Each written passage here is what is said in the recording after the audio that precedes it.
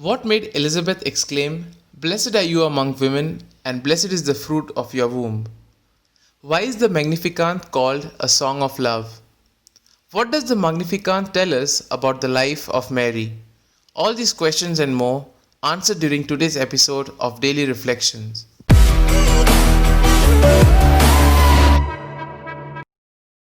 We begin with the first point, the visitation. Mary leaves Nazareth, situated in the north of Palestine, to go to the south, which is approximately 50 kilometers.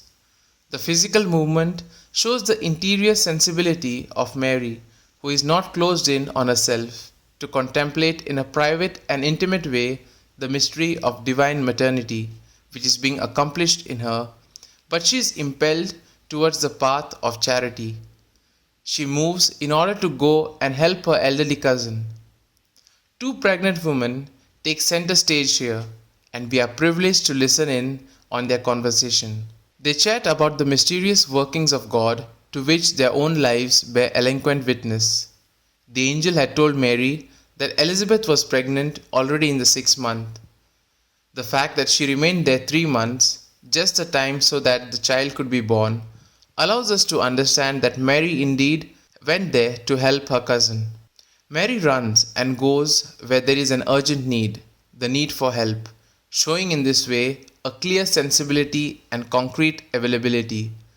Together with Mary, Jesus in his mother's womb moves with her. From here, it is easy to deduce the Christological value of the episode of Mary's visit to her cousin. Above all, the attention is for Jesus. Mary's movement leads, in the final analysis, to the encounter between the two women. Which brings us to the next point. Blessed are you among women. With the Semitic expression, which is equivalent to a superlative, the evangelist wishes to attract the attention of the reader on Mary's role, to be the mother of the Lord. And then, a blessing is reserved for her, and a beatitude. In what does this consist? It expresses Mary's obedience to the divine will.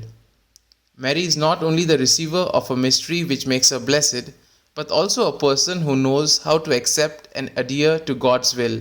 Mary is a person who believes because she trusts in a simple word, and which she has answered with her yes of love.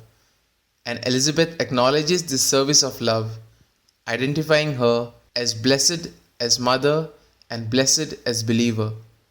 In the meantime, John perceives the presence of his Lord and exults, expressing with that interior movement the joy which springs from the contact of salvation. Mary will be the interpreter of that event in the Magnificat. Mary is an archetype for all Christians in how to say yes to God. God desires to have a personal relation with each of us. Mary models for us how to respond to this great invitation. She trusts that God wants to do this great work in her and recognizes what a glorious privilege this is for her.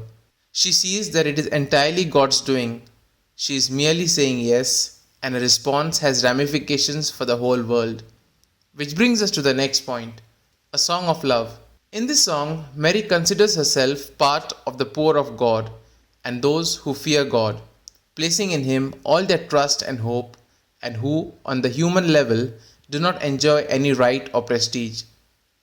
The spirituality of the poor can be synthesized in the words of Psalm 37 and Psalm 86, where the term servant expresses being subjected, as well as the sentiment of belonging to God, of feeling secure with Him. The poor in the biblical sense are those who place their trust unconditionally in God. This is why they are to be considered qualitatively the best part of the people of Israel. The proud, on the other hand, are those who place all their trust in themselves. Now, according to the Magnificat, the poor have 1,000 reasons to rejoice, because God glorifies the poor and humbles the proud.